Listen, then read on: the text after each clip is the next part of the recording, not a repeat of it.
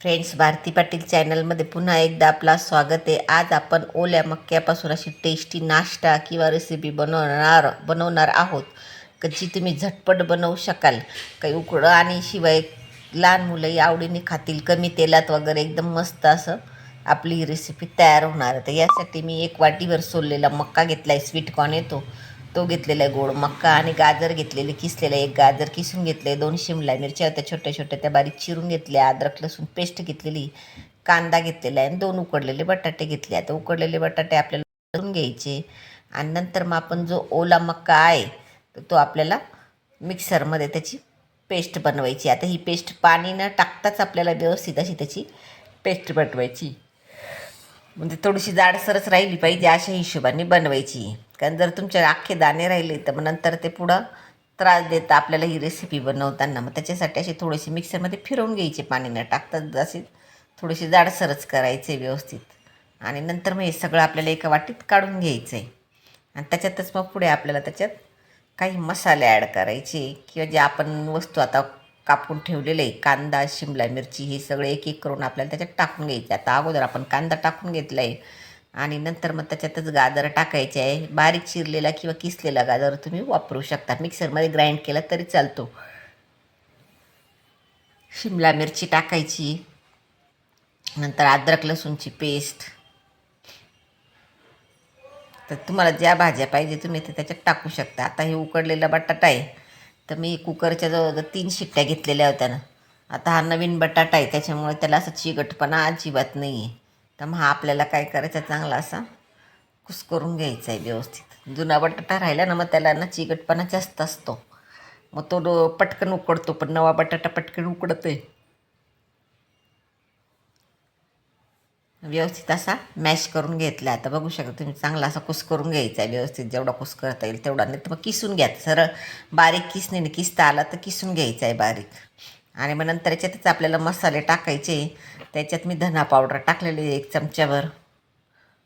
नंतर लाल तिखट टाकायचं आहे, तुम्हाला जसं तिखट लागेल तसं टाकू शकता किंवा हिरव्या मिरचीचा तुम्ही वापर करू शकता. हळद टाकायचं आहे, चाट मसाला टाकायचा आहे आणि चवीनुसार मीठ पण टाकायचे आपल्याला त्याच्यात. त्याच्यात 2 चमचे बेसन पीठ टाकलेलं आहे आणि 2 चमचे आपल्याला त्याच्यात कॉर्नफ्लोअर टाकलेले आहे. आता कॉर्नफ्लोअर जर नसेल तर तुम्ही तांदळाचं पीठ त्याच्यात टाकू शकता. पण मग कोणतं तरी एक तुम्हाला दोघांपैकी एक टाकणं गरजेचं आहे आणि मीठ टाकायचं आहे आपल्याला चवीनुसार. आता हिरवी मिरची टाकू शकता किंवा तुम्ही काळी मिरी पूड ती पण त्याच्यात वापरू शकता. काळी मिरी पूडने पण याची छान अशी चव येते. तर मग आता मी याच्यात लालच मिरची टाकलेली आहे. आता हे सगळं साहित्य आपल्याला व्यवस्थित असं एकजीव करायचं आहे आणि त्याचा गोळा तयार करून घ्यायचा आहे. हलक्या हाताने असं व्यवस्थित असं मिक्स करून घ्यायचं आहे. जास्त असं घट्टसर मळायचं नाही आहे ते.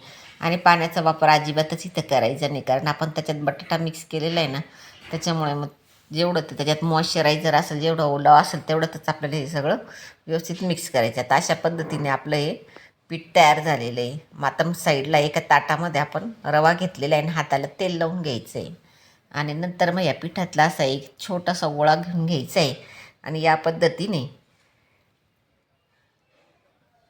असं हातावर थापून घ्यायचं आहे. आता तुम्हाला पाहिजे तसं तुम्ही ते आकार देऊ शकता. त्याला लांब पाहिजे तर लांब देऊ शकता, चौकोनी पाहिजे तर चौकोनी देऊ शकता. आता मी हे गोल दिलेलं आहे तर रव्यामध्ये अशी आता आपल्याला बुडवून घ्यायची या पद्धतीने अशी, आणि दोन्ही साईडने त्याला व्यवस्थित अशी आपल्याला रवा चिपकेल या हिशोबाने आपल्याला हे बनवायचं आहे. अशाच पद्धतीने आपण हे सगळे वडे तयार करून घ्यायचे. आता याला तुम्ही कॉर्नची टिक्की म्हणू शकता किंवा पॅटीज म्हणू शकता. आता तुम्हाला जे पाहिजे ते तुम्ही ते नाव देऊ शकता. तर असे मस्त हे आपले हे तयार होतं बघा. आणि हे ना अजिबात तेलकट होत नाही, कमी तेलात आणि एकदम व्यवस्थित असा हेल्दी नाश्ता आपला हा तयार होतो. किंवा लहान मुलांना तुम्ही डब्यालाही देऊ शकता. आदल्या दिवशी जर तुम्ही याची तयारी करून ठेवली, सगळं भाज्या वगैरे चिरून किंवा मका सोलून वगैरे फ्रीजमध्ये ठेवून दिला, मग सकाळी झटपट असं मिक्स करून पटकन तुम्ही डब्याला देऊ शकता. तर याच पद्धतीने आपल्या ह्या सगळ्या पॅटीज आपल्याला ह्या तयार करून घ्यायच्या. या कटलेट असे तयार करून ठेवलेले बघू शकता. मग हे फ्रीझरमध्ये ठेवून दिले ना तरी चालता, मग चांगले राहता. कमीत कमी 4 ते 5 दिवस असे तयार करून ठेवलेले चांगले राहतात. मग जेव्हा तुम्हाला पाहिजे तेव्हा तुम्ही त्याला शॅलो फ्राय करू शकता. आता शॅलो फ्राय म्हणजे कमीत कमी तेलात तळले जातात. आता इकडे घेतलेली त्यात फक्त मी 2 पोह्यांचे चमचे तेल टाकलेले, जास्तही टाकलेलं नाही. आता बघू शकता एवढं थोडंसंच तेल टाकायचं आहे त्याच्यात. आणि नंतर मग आपल्याला पहिले तेल चांगलं तापून घ्यायचे आणि मग कमी गॅसवर आपल्याला एक एक करून असे या जे पॅटीज आपण बनवलं आहे त्याच्यात टाकून घ्यायचे आहे आणि कमी गॅसवर मस्त अशा होऊ द्यायचे आहे ते चांगले. मग थोडेसे अशा 2-1 मिनटं झाले का मग आपल्याला परत उलट पालट करून दोन्ही साईडने आपल्याला चांगल्या अशा सोनेरी रंगाच्या होईपर्यंत तळून घ्यायच्या किंवा भाजून घ्यायच्या. म्हणजे ते जास्त तेलकटही होत नाही, कमी तेलात आणि इतकी छान अशी आपली ही रेसिपी तयार होते बघा. तर ते छान झालेले आता खालून व्यवस्थित झालेले मग आपण अशा पलटी मारून घ्यायची त्यांना. कमी गॅसवर यासाठी करायची कारण तुम्ही जर घाई केली आणि फुल गॅसवर करायची तयारी केली तर मग ते काय होईल मध्ये कच्चे राहतील, कारण आपण त्याच्यात बेसन पीठ किंवा तांदळाचं पीठ कॉर्नफ्लोअर टाकलेलं आहे. मग त्याच्यामुळे काय होईल मधून चिकट राहतील, म्हणजे कच्चे राहतील आणि नंतर मग ते खाताना बी टेस्ट देणार नाही. तर मग त्याच्याने कमी गॅसवर तळायचं म्हणजे आतून आणि बाहेरून दोघीकडून चांगले आपले ते हे तळले जातील व्यवस्थित असे. आता बघू शकता इतके छान असे आपले हे कटलेट तयार झालेले, मक्याचे पॅटीज म्हणा कटलेट म्हणा काही म्हणा तुम्ही, असे मस्त तयार झाले.